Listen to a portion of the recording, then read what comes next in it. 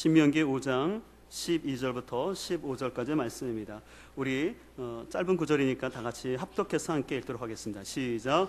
내 하나님 여호와가 내게 명령한 대로 안식일을 지켜 거룩하게 하라. 엿새 동안은 힘써 내 모든 일을 행할 것이나 일곱째 날은 내 하나님 여호와의 안식일인즉 너나 내 아들이나 내 딸이나 내 남종이나 내 여종이나 내 소나 내 낙이나 내 모든 가축이나 내 문 안에 유하는 객이라도 아무 일도 하지 못하게 하고 내 남종이나 내 여종에게 너같이 안식하게 할지니라. 너는 기억하라. 내가 애굽 땅에서 종이 되었더니 내 하나님 여호와가 강한 손과 편 팔로 거기서 너를 인도하여 내었나니 그러므로 내 하나님 여호와가 내게 명령하여 안식일을 지키라 하느니라. 아멘. 아멘. 우리는 지난주에 십계명의 네 번째 계명인 안식일에 대해서 살펴보았습니다. 여러분들 지난주 말씀을 잠깐 이렇게 되새겨 봤으면 좋겠는데요. 오늘 우리 윤강호 전원님께서 대표 기도하신 것처럼 그 기도 가운데 우리 지난주 배웠던 말씀이 반복되어 있죠. 여러분들 아시는 것처럼 하나님께서 우리에게 안식일을 지키라 하신 이유는 출애굽기 20장에 있는 십계명 말씀을 통해서 말씀하신 것은 하나님이 이 땅을 창조하셨기 때문에 창조주 하나님을 기억하라는 의미에서 안식일을 지켜야 되고, 또 오늘 우리가 읽은 이 신명기 5장에서는 하나님께서 이스라엘 백성들을 출애굽시켰기 때문에 그 구원의 은혜를 기억하면서 안식일을 지키라고 말씀을 드렸습니다. 그래서 우리는 자기 중심성이라는 것을 내려놓고 하나님이 우리의 창조주시고 구원자 된다는 사실을 믿음으로 고백하면서 주님 안에서 안식하는 것, 쉼을 갖는 것이 안식일의 의미라고 말씀을 드렸습니다. 이제 우리는 오늘 본문을 통해서 안식일이 주는 또 다른 중요한 교훈이 있어서 함께 말씀을 살펴보고자 합니다. 오늘 본문을 통해서 안식일이 주는 또 다른 중요한 교훈이 있다면 그것은 바로 정의로운 사회와 경제적 안식에 관한 말씀입니다. 오늘 본문 14절 말씀을 우리 다시 한번 읽도록 하겠습니다. 14절입니다. 시작. 첫째 날은 여호와의 안식일인즉 너나 내 아들이나 내 딸이나 내 남종이나 내 여종이나 내 소나 내 낙이나 내 모든 가축이나 내 문 안에 유하는 객이라도 아무 일도 하지 못하게 하고 내 남종이나 내 여종에게 너같이 안식하게 할지니라. 아멘. 여러분 앞에 자막을 보시면 아시겠지만 하나님께서는 안식일에 너희가 아무 일도 하지 말라는 것입니다. 근데 너희가 아무 일을 하지 말 뿐만 아니라 내 남종이나 여종이나 하면서 누구같이 안식을 하라 그랬습니까? 너같이. 그러니까 네가 안식을 하는 것처럼 너희 집안에 있는 종들, 그리고 객들, 심지어는 너희 집안에서 기르고 있는 가축들까지도 아무 일도 하지 않고 안식을 하라는 것입니다. 왜냐하면 하나님께서는 이스라엘 백성이 아무 희망도 없이 살았던 노예에 있었는데 하나님의 그들이 은혜로 구원받았기 때문에 하나님은 너희들이 이 안식일을 잘 지역하면서 이 집안의 노예들도 너같이 안식을 하라고 명령을 하라는 것입니다. 그래서 15절은 이렇게 말씀합니다. 우리도 다시 15절 말씀을 보실까요? 시작. 너는 기억하라. 내가 애굽 땅에서 종이 되었더니 내 하나님 여호와가 강한 손과 편 팔로 거기서 너를 인도하여 내었나니 그러므로 내 하나님 여호와가 내게 명령하여 안식일을 지키라 하느니라. 아멘. 하나님은 이스라엘 백성에게 너는 기억하라는 것입니다. 무엇을 기억하냐면 너희는 애굽 땅에서 자유 없는 노예와 종의 가운데 있었다라는 것입니다. 다시 말해서 하나님은 너희들은 올챙이적 시절을 생각하라는 것입니다. 너희들이 애굽 땅에 있을 때 억압받고 고난 가운데 있었지만 너희가 하나님의 은혜로 이제 하나님의 백성이 되었고 너희가 이제 가나안 땅에서 살게 될 텐데 이제 너희가 가나안 땅에 살면서 잘 살게 될 때 너희 자신만 쉬지 말고 너희들이 애적을 생각하면서 너희 집안에 있는 종들도 쉬게 하고 가축들도 쉬게 하면서 너희가 함께 안식을 누리라는 것입니다. 이 말 속에 담긴 의미가 있는데 그것은 뭐냐면 사회적 약자에 대한 배려와 함께 더불어 살아가는 이 공동체의 안식을 같이 누리라는 것입니다. 그렇기 때문에 오늘 이 네 번째 계명의 이 안식일 계명에 대한 세부 규정이 바로 신명기 14장 22절에 있는데 한번 뒤로 넘겨서서 보겠습니다. 신명기 14장 22절에 보면 이제 네 번째 계명을 구체적으로 어떻게 지켜야 할지를 말씀하고 있는데요. 그래서 신명기 14장 22절을 보게 되면 어떻게 우리가 안식일을 지켜야 될지 말하고 있는데, 특별히 14장 22절부터 16장 17절까지가 이 네 번째 계명에 대한 규례입니다. 자, 22절 말씀 우리가 잘 아는 말씀인데 22절은 이렇게 되어 있죠. 너는 마땅히 매년 토지 소산의 11조를 드리라 라고 말을 합니다. 그러면서 우리 27절을 볼까요? 우리 27절부터 마지막 29절까지 말씀을 같이 읽겠습니다. 시작. 내 성읍에 거주하는 레위인은 너희 중에 분깃이나 기업이 없는 자이니 또한 저버리지 말지니라. 매 3년 끝에 소산의 10분의 1을 다 내어 내 성읍에 저축하여 너희 중에 분깃이나 기업이 없는 레위인과 내 성중에 거류하는 객과 및 고아와 과부들이 와서 먹고 배부르게 하라. 그리하면 내 하나님 여호와께서 내 손으로 하는 범사에 내게 복을 주시리라. 아멘. 여러분들 혹시 이 말씀을 읽으면서 목사님 왜 안식일 얘기하시다가 갑자기 11조 얘기를 하시나요? 라고 궁금증이 드는 분들이 있을 것입니다. 근데 여러분들이요, 이 11조의 성격을 알게 되면 이것이 왜 안식일과 연결되는지를 알 수가 있어요. 먼저 여러분들, 하나님께서 이 11조는 어떻게 드리라고 그랬냐면 매년마다 한 번 드리게끔 되어 있고요, 또한 3년마다 한 번 더 드리게 되어 있어요. 그래서 이거 성경학자들이 계산해 보니까 대략 23% 정도, 그러니까 1년 수입으로 따진다면 23% 정도가 하나님께 드려질 예물이라고 가르치고 있습니다. 그러면 이 11조는 어떤 용도로 사용되어지냐면 바로 아무 분깃이 없이, 그러니까 하나님만을 위해서 섬기게 구별된 레위 지파들을 위해서 사용되어지고, 또한 그 이스라엘 공동체 가운데 가난한, 특별히 과부와 고아들을 위해서 이 11조 예물이 사용되어진다는 것입니다. 그래서 하나님 나라 관점에서 이 11조는요, 이 가난한 그런 고아들이나 과부들, 또 아무 분깃이 없이, 어떤 직업이 없이 하나님만을 섬기는 레위인들 같은 경제적 약자들을 향한 하나님의 안식의 배려였습니다.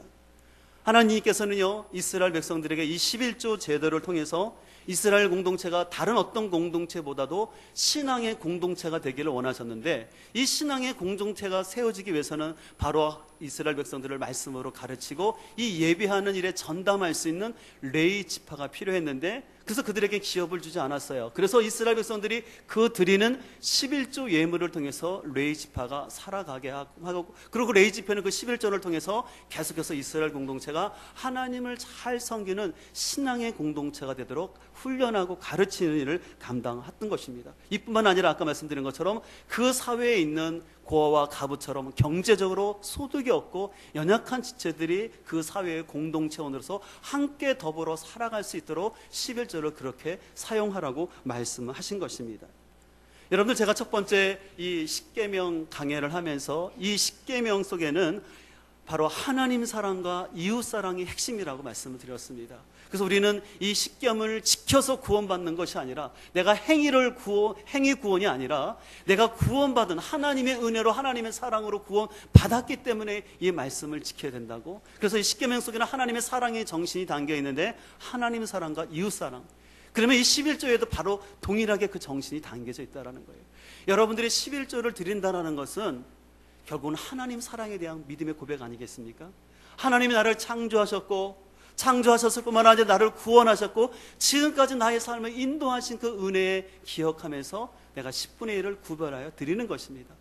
더 나아가서 여러분들이 11조를 드린다는 것은 또한 내 이웃 사랑의 정신이 담겨져 있는 것입니다. 내가 이 11조를 드림으로 인해서 그 사회 속에서 경제적 약자에 속한 레위 지파나 가난한 사람들을 향한 이웃 사랑의 마음에 담겨져 있는다라는 것입니다. 여러분들 어떻습니까? 물질이 얼마나 소중합니까? 여러분들 실은 이 물질을 벌기 위해서 얼마나 고생하는지 저도 짐작이 갑니다. 직장을 다니는 분들은 아침 시간부터 출근해서 퇴근할 때까지 직장 상사 또 사장의 눈치를 보면서 때로는 자존심 상하는 얘기를 들으면서 열심히 일하지 않습니까? 일하다 보면 하루에도 몇 번씩 사표 내고 뛰쳐나오고 싶은 마음 충분히 있었을 것입니다. 직장 다니는 사람뿐만 아니라 자영업하는 분들도 보통 어려운 게 아닙니다. 특히 서비스업에 종사하시는 분들 보면은 요즘 손님들이 너무 무례할 때가 많아요. 어느 때는 참 자존심 상할 때가 많이 있지 않습니까? 어쨌든 우리는 그런 직장 생활을 하든지 내가 자영업을 하든지 간에 여러분들이 힘들게 일한 가운데서 내가 그 11조를 드린다라는 것은 하나님을 사랑하는 그 믿음의 고백이 있고 공동체를 사랑하는 믿음이 있을 때 이것을 드릴 수 있다라는 것입니다. 그래서 여러분들이 드려지는 이 11조가 드려질 때 바로 교회 공동체를 위해서 사역하는 직업 없이 하나님만을 섬기는 사역자들의 생활을 위해서 쓰여지고 또 이것이 선교와 구제하는 데 사용되어지고 또 오늘 여러분들이 이렇게 예배 드릴 수 있는 이 예배당의 모든 시설들이 잘 운영될 수 있도록 이 예물이 쓰여지는 것입니다. 이뿐만 아니라 아까 말씀드린 것은 11조를 통해서 하나님께서는 그 사회에서 부자와 가난한 자가 서로 사회적인 경제적인 정의를 같이 이루도록 하는 것입니다. 능력이 있어서 많이 버시는 분들은 더 많이 드리고 능력이 없는 분들은 능력이 없는 대로 최선을 다해 드렸을 때 그것이 공동체 안에 서로 공유가 되었을 때 거기서 하나님의 공의가 실현되는 것입니다. 공상주의는 어떻습니까? 강제적이고 기계적인 평등을 외치지만 하나님의 정신은 자발적이고 공동체를 사랑하는 그 정신 가운데서 이 사랑의 실천이 이루어지도록 하나님은 이 11조를 통해서 말씀을 하셨습니다. 여러분들 우리나라 헌법 119조 2항이 뭔지 아시나요? 모르시죠? 당연히 모르실 거예요. 제가 말씀을 드릴까요? 여러분 앞에 자막을 보시면 되겠는데요. 이렇게 되어 있습니다. 국가는 균형 있는 국민 경제의 성장 및 안정과 적정한 소득의 분배를 유지하고 시장의 지배와 경제력의 남용을 방지하며 경제 주체 간의 조화를 통한 경제의 민주화를 위하여 경제에 관한 규제와 조정을 할 수 있다. 여러분 아마 처음 보는 분들이 많을 텐데요. 국가가 해야 될 일이 있다는 거예요. 거기 보면 우리가 좀 봐야 될 것이 있는데 국가는 국민 경제의 선장과 안정을 도모하면서 적정한 소득의 뭐를 유지하라는 겁니까? 소득의 분배. 그래서 여러분들이 세금 제도가 굉장히 중요해요. 이 세금을 통해서 분배가 이루어지기 때문에 그러면서 시장의 지배와 경제력의 남용을 뭐예요? 방지하라는 거예요. 왜냐하면 시장 자본의 논리는 가진 사람은 더 많이 가지려 하는 그런 게 있기 때문에 정부가 적절히 그것을 조정해야 되는 거 방지해야 된다는 것입니다. 그러면서 경제 주체간, 경제 주체라는 것은 뭐 사용자나 아니면 노동자가 다 해당되는데 그들 간의 조화를 통한 경제의 뭐를 이루라고요? 경제의 민주화. 여러분들 많이 들어본 말이죠. 실은 여러분들 아는 것처럼 지난 대선 때 대통령 후보로 나온 사람들이 이 경제 민주화에 대한 얘기를 많이 했습니다. 왜 갑자기 대통령 선거 때 경제 민주화라는 것이 중요한 이슈가 됐을까요? 그래서 여러분들이 아는 것처럼 그동안 우리 사회가 나름대로 정치적으로는 정치 민주화를 이루었지만 경제적인 부분에 있어서는 민주화가 되지 않냐고 많은 불평등이 있었습니다. 그렇기 때문에 대통령 선거에 출마한 정당에서도 후보들도 경제 민주화를 외쳤습니다.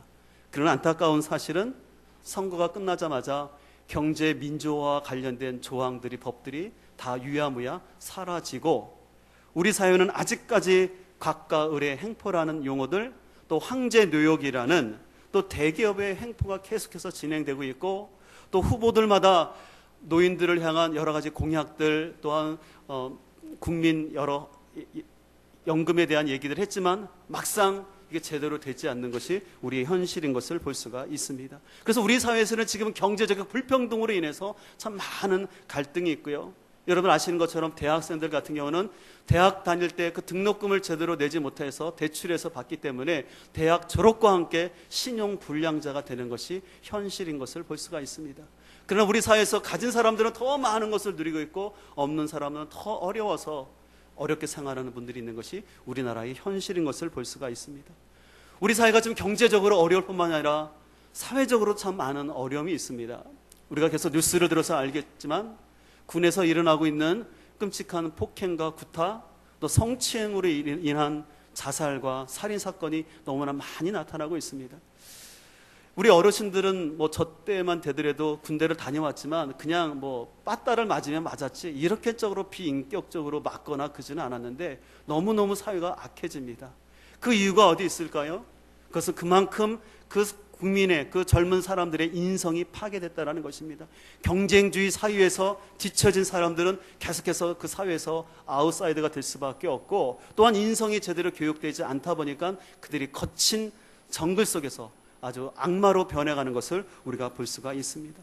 또 여러분들 김해에서 중학교 2학년 여학생들이 친구를 살해했는데 끔찍하게 살해했던 얘기들을 볼 때마다 우리는 너무나 마음이 아프고 우리 사회가 왜 이렇게 됐나라는 걱정을 하게 됩니다. 또한 이뿐만 아니라 지금 국가적으로도 큰 이슈 문제가 있는데 그건 세월호 특별법과 관련된 논쟁이 계속되고 있습니다. 세월호 사건이 지난 지 벌써 4개월이 지났지만 유가족들이 원하는 진실 규명을 위한 특별법이 제정되지 아니하고 여러 논란만을 야기하면서 오히려 유가족들의 본심은, 유가족들이 원하는 것은 사고의 원인과 재발 방지를 알고 싶다라는 것이지만 때로는 몇몇 한쪽에서는 돈의 논리를 가지고 자꾸 세월호 사건 때문에 경제가 부흥하지 않으니까 빨리 이것을 덮고 넘어가자, 그리고 유가족들이 원하지도 않는 어떤 경제적인 보상의 이슈로 인해서 오히려 유가족들의 마음을 아프게 하는 것을 볼 수가 있습니다. 그래서 돈의 논리를 가지고 사람이 죽어간 이 현실 가운데 궁일의 논리가 아니라 돈의 논리를 가지고 접근하고 있는 우리 사회의 그런 모습들을 볼 때 너무나 아픔을 볼 수가 있습니다. 이번 주간에 교황이 방문했는데 이 교황이 방문한 것에 대해서 저는 어떤 종교적인 교리적인 문제를 떠나서 일반 사람들은 그 교황에 대해서 환호를 합니다. 왜 그렇습니까? 교황에 내세우는 말이 있죠. 그 교황을 말할 때마다 가난한 자의 친구라는 것입니다. 소외된 자들의 친구라는 것입니다. 그랬을 때 많은 국민들은 가난한 자의 친구가 되어지고 있는 교황에게 어떤 대리만족을 누리고 있고 우리 사회의 지도자가 주지 못하는 위로를 거기서 얻고 있는 게 현실입니다. 저는 이거 아까 말한 것처럼 교황이 어떤 종교적인 걸 떠나서 우리 개신교의 모습은 어떻게 비춰지고 있냐라는 것입니다. 안타깝게도 개신교는 가난한 사람과 연약한 사람들의 친구가 아니라 오히려 권력자들의 친구가 되어지고 돈 있는 사람들의 입장이 되어서 뭔가를 자꾸 말하려 할 때 오히려 젊은 사람들은 개신교에 대해서 잘못 이해를 하고 오히려 하나님을 떠나가는 안타까운 현실을 보는 것을 오늘의 현실인 것을 볼 수가 있습니다. 이런 현실 속에서도 나라를 통치하고 있는 사람들은 경제만 된다면, 경제만 살린다면 모든 것이 될 수 있을 거라고, 이런 사회적인 총체적인 문제가 있는데 돈으로만 이것을 해결하려고 합니다.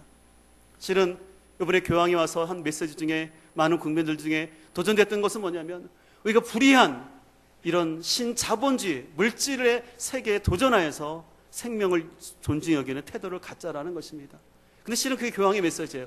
근데 저는 안타까운 것은 그것을 보도하는 언론의 태도 가운데 그 교황의 메시지의 본질을 놓쳐버리고 교황이 왔으니까 우리나라의 경제적인 파급 효과가 어떻게 될 것이고 교황이 방문한 그 지역에는 관광 자원이 이렇게 발전할 것이다는 또 돈의 논리로 가는 것입니다.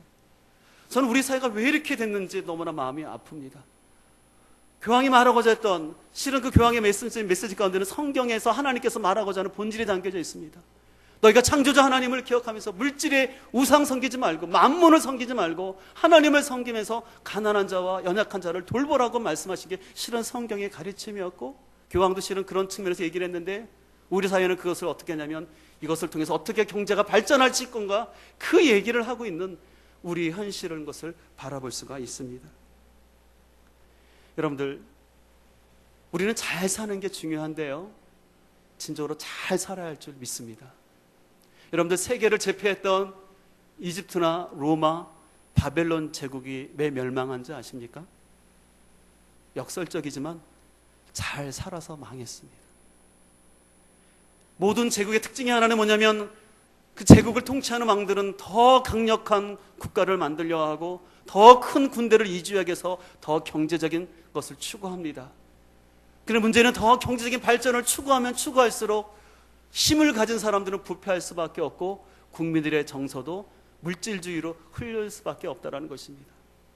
저는 역사를 전공하면서 세계 각국이 어떻게 멸망했는지 그 멸망의 조건들이 있습니다. 기본적으로 정치의 타락입니다. 그것은 기본입니다. 실은 어느 나라든지 정치가 타락하면 국가가 멸망하는 징조입니다. 또 다른 징조는 뭐냐면 교육이 타락하는 것입니다.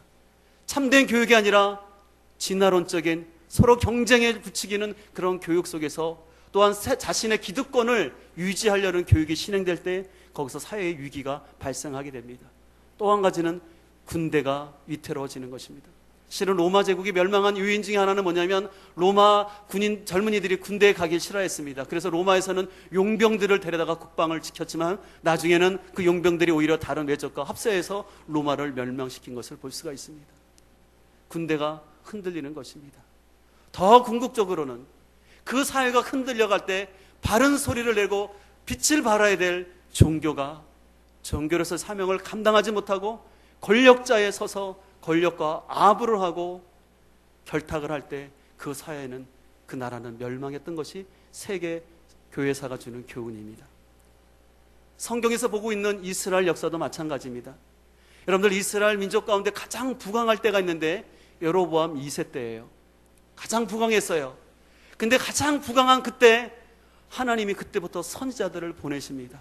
여러분들, 구약에 나오는 선지자들은 하나님의 말씀을 강하게 외쳤던 사람들이었습니다. 아이러지 않았습니까?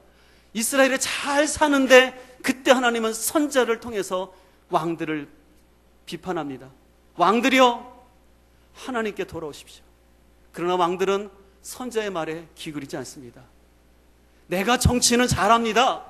내가 외교는 잘하니까 하나님 그저 성전에만 계시고, 하나님 성전에만 계셔서 이 성전에 와서 기도하고 예물 드리는 그 백성들 축복만 해주시고 정치는 제가 하겠습니다. 그래서 제가 부국강병 이루겠습니다. 그 논리로 나갔습니다.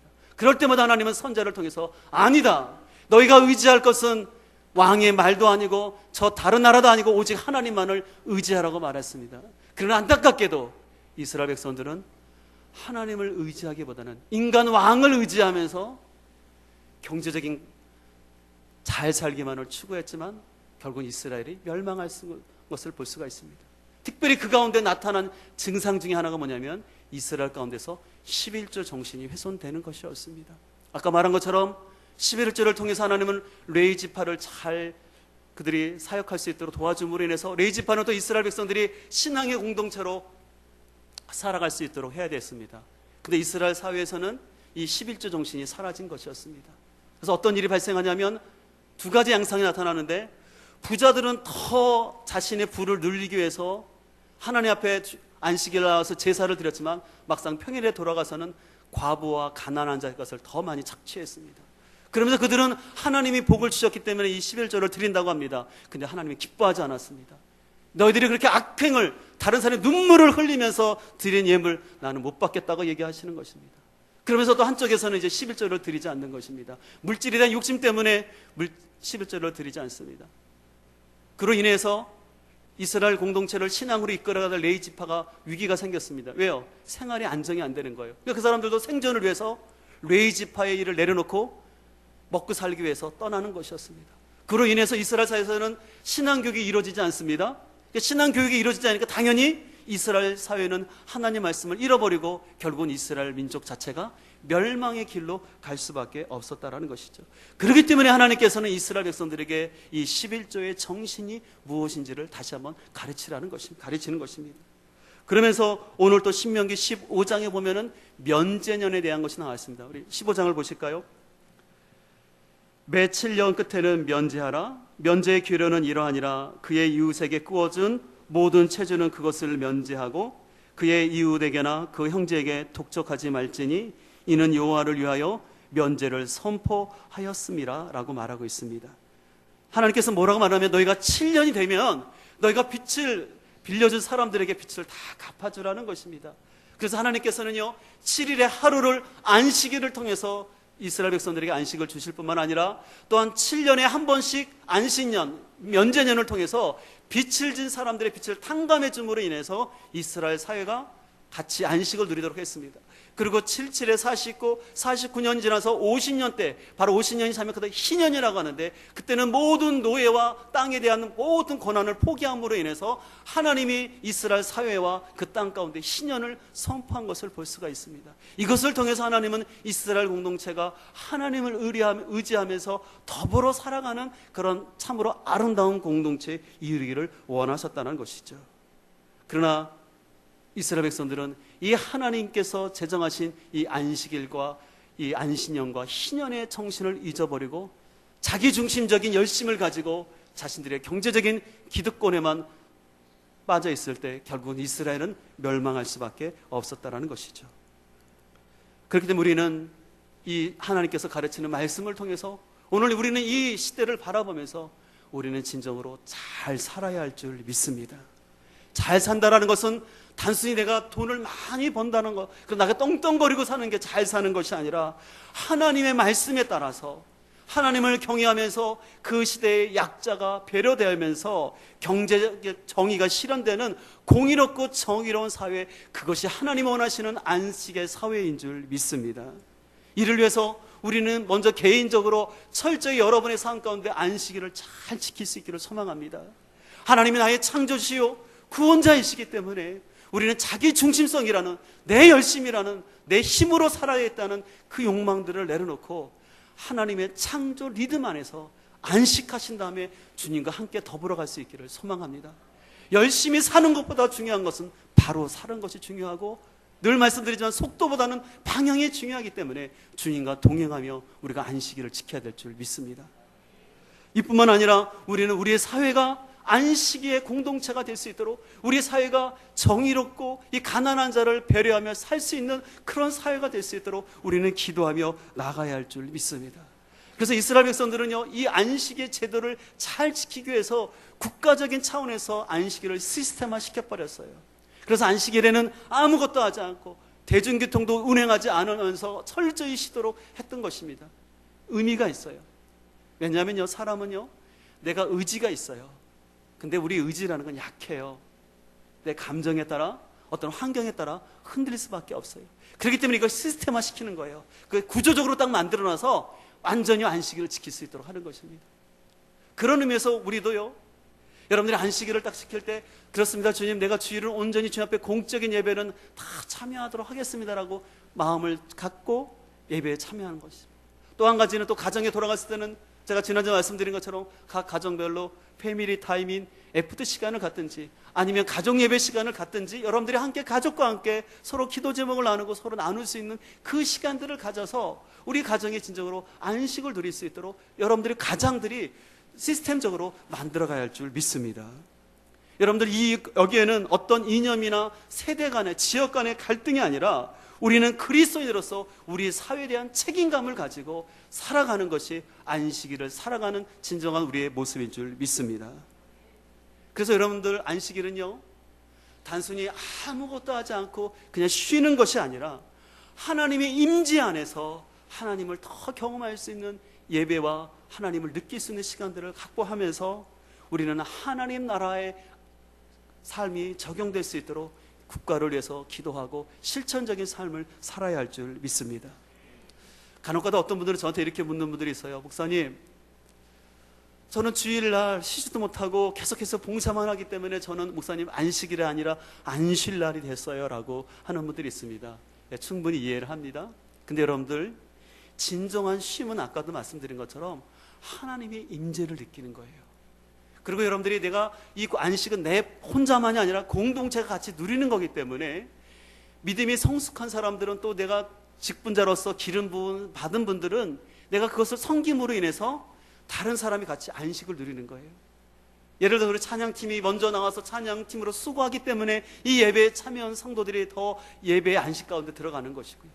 또 누군가는 먼저 와서 차량 운행을 해주심으로 인해서 차가 없으신 분들에게 안식을 제공할 수 있도록 하는 역할을 하는 거고, 또한 식사 당번으로 누군가는 먼저 1부 예배 와서 먼저 수고하고 애쓰기 때문에 우리가 2부 예배 후에 같이 식사를 먹으면서 안식을 누리는 줄 믿습니다. 그래서 여러분들이 주님 앞에 섬길 수 있는 것은 복이요 은혜인 줄 믿습니다.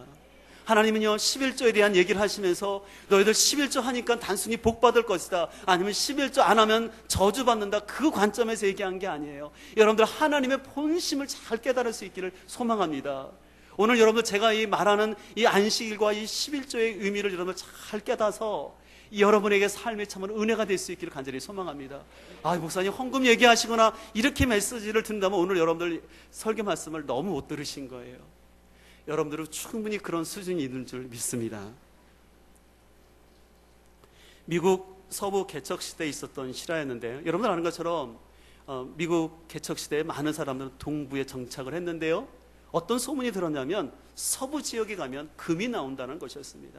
그래서 그 소문이 삽시간에 퍼지면서 이 동부에 있는 사람들이 황금의 땅인 서부를 향해서 가기 시작하는 것이었습니다. 근데 처음에 갈 때는요 소수가 가는 것이 아니라 우리 한 이 정도 모인 사람 무리가 갑니다. 혼자 가면 위험하니까요. 근데 이게 무리가 이렇게 가다가 사람들 가운데 욕심이 생기는 거예요. 내가 빨리 가야지 내가 더 금을 얻겠다라 생각하는 거예요. 그러면 무리를 이탈해서 한두 가정이 먼저 튀어나갑니다. 그러면 어떻게 해요? 다른 사람도 저 사람이 먼저 갔네? 그럼 나도 늦으면 안 되지? 또 뛰어가는 것입니다. 그래서 서로 경쟁하듯이 서로 확 서부로 달려가는 것이었어요. 그런 상황 가운데 존이라는 사람이 있었는데 그 사람은 독실한 크리스찬인데 그렇게 하지 않았습니다. 그 사람은 가족들과 또 같이 가는 일행들을 위해서 충분히 마차를 천천히 몰았고 무엇보다 주일날이 되면 전혀 진행하지 않고 쉬었습니다. 함께 예배하고 교회당은 없지만 거기서 함께 예배하면서 그렇게 안식일을 지키면서 주일을 지키면서 그가 서부로 가게 됐습니다. 그래서 서부에 도착했습니다. 근데 깜짝 일이 발생했어요. 자기보다 먼저 금을 쫓겠다고 같이 갔던 많은 사람이 있었는데 보이지가 않는 것이었습니다. 근데 한참 며칠을 지나서야 사람들이 오는데 너무나 사람들의 몰골이 망가졌어요. 너무 몸이 안 좋아졌어요. 그리고 일부에는 많은 사람들이 보이지 않았습니다. 알고 봤더니 먼저 금을 캐겠다고 달려갔던 사람들은 쉬지 않고 계속 달림으로 인해서 오히려 몸이 망가졌고 또한 열병이 생기고 그 추위를 견디지 못하고 몸의 면역성이 약해짐으로 인해서 오히려 죽게 되었다고 합니다. 안식일을 지키지 않고 주일을 지키지 아니하고 내가 먼저 금을 찾겠다고 쫓아갔던 사람들의 결과는 오히려 죽음이었다라는 것입니다. 오늘날 우리가 살아가는 시대는 어떻습니까? 이런 서부 개척 시대처럼 돈이라는 우상이 많은 사람들에게 깃발을 흔들면서 빨리 이 고지를 차지하라고, 빨리 경주하라고, 이것을 얻기 위해서는 쉬면 안 된다고, 열심히 해야 된다고, 일해야 된다라고 우리를 자꾸 유혹합니다. 그러나 이것은 사단의 깃발입니다. 오늘 우리는 분별해야 될 줄 믿습니다. 돈이 주인이 아니라 십자가에서 죽으시고 부활하신 예수 그리스도가 우리의 주인인 것입니다. 오늘 침례를 받는 오늘 귀한 분들, 오늘 귀한 날인데 그것을 고백하는 것입니다. 주인, 내 인생에 내 자아도 물질도 주인이 아니라 나의 자아는 예수님과 함께 십자가에 못 박혀서 죽고 이제는 내가 예수님과 함께 부활하여 새로운 가치관을 가지고 하나님 나라 백성으로 당당하게 살아가겠습니다. 그것을 공적으로 고백하는 것이 바로 침례의식인 줄 믿습니다. 우리는 이런 침례의식의 의미를 알고 우리는 이 아름다운 공동체를 이뤄가야 할 줄 믿습니다. 그래서 이런 말이 있습니다. 우리가 안식일을 지키는 것이 아니라 안식이 우리를 지켜준다. 너무 멋진 말이죠? 한번 따라할까요? 우리가 안식일을 지키는 것이 아니라 안식일이 우리를 지켜줍니다. 여러분들 이 말의 의미가 다가오십니까? 내가 안식일을 지키는 것이 아니라 우리가 안식일의 정신과 하나님의 뜻대로 살아가게 되면 우리 개인이 보호받을 뿐만 아니라 우리 사회가 지켜줄 줄 믿습니다. 그래서 우리는 개인적으로 하나님 안에서 온전히 안식일을 누릴 뿐만 아니라 우리가 살아가는 이 사회가 하나님이 원하시는 경제적인 정의와 사회 정의가 이루어지는 안식의 공동체가 될 수 있도록 기도하고 서로 더불어 이 사회를 만들어가야 할 줄 믿습니다. 말씀 마치겠습니다. 우리 함께 좀 기도하실까요? 여러분들은 오늘 말씀을 들으면서 어떤 생각이 드셨나요? 오늘 주님께서는 이 안식일을 통해서 너만 쉬지 말고 내 종들, 내 가축들 같이 너같이 쉬라고 말씀하시면서 우리가 살아가는 사회에 대한 이웃에 대한 관심을 말씀하고 있습니다. 그 정신의 한 가지로서 하나님은 11조를 말씀하셨는데, 바라옵기는 저는 오늘 여러분의 이 메시지가 단순히 헌금 설교가 아니라 그 안식의 정신을 여러분들이 잘 깨달을 수 있기를 간절히 소망합니다. 여러분들이 11조를 드림으로 하나님 나라를 실현해가고 경제적인 약자들에게 안식을 주는 이 귀한 이 11조의 정신을 깨닫고 우리가 믿음으로 잘 반응하며 나아갈 수 있기를 소망합니다. 이 시간 기도할 때 하나님, 나의 삶에 하나님 원하시는 안식을 누리게 하여 주시고 우리 사회가 그런 안식의 공동체 되게 하여 주옵소서. 우리 말씀을 기억하면서 함께 기도하도록 하겠습니다.